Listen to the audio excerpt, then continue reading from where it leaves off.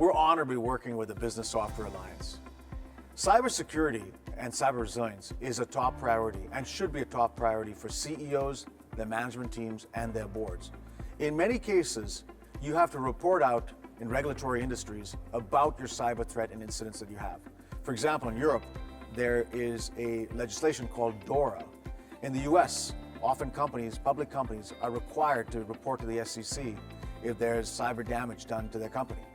So we encourage every company we work with, CEOs, boards, I'm on a couple of boards, to have people both in their executive team that are tech savvy and security that can educate the entire executive team and management team and the company for that matter on cyber hygiene. Principles like multi-factor authentication, encryption, having immutable backups and so on.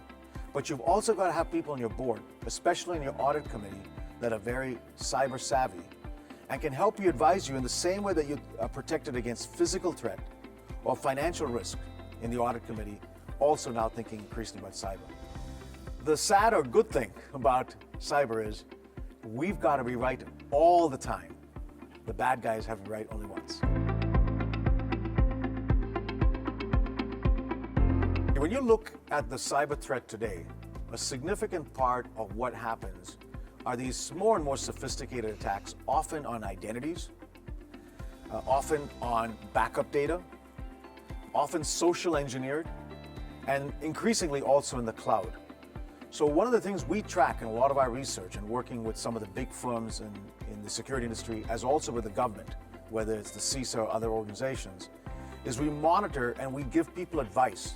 And what we believe every organization has to be doing is looking at these threat vectors, learning from every attack, whether it's Colonial Pipeline or the ones in the healthcare industry, in the retail industry, in the hospitality industry, and getting your cyber hygiene or your cyber IQ up so we can protect your employees. The one thing that you should be most concerned about are insider threats.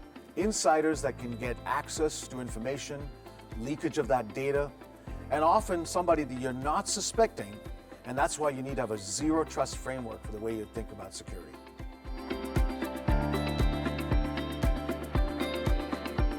One of the key notions of this concept of backup is it's a second copy. In many cases, you have to have a third copy.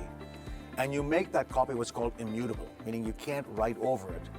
And your second copy saves you to ensure that your first copy, if it gets attacked, you have a second copy. And often your third copy is in a location that's in a bunker, what's called air-gapped, away from your core first and second copy. When you have that three-copy strategy of your data, it's very hard for you to get attacked and not ensure you've got recoverability. You want to be able to simulate, in case you do get attacked, how fast you can recover. One of the things we advise our clients is to assume you're going to get attacked.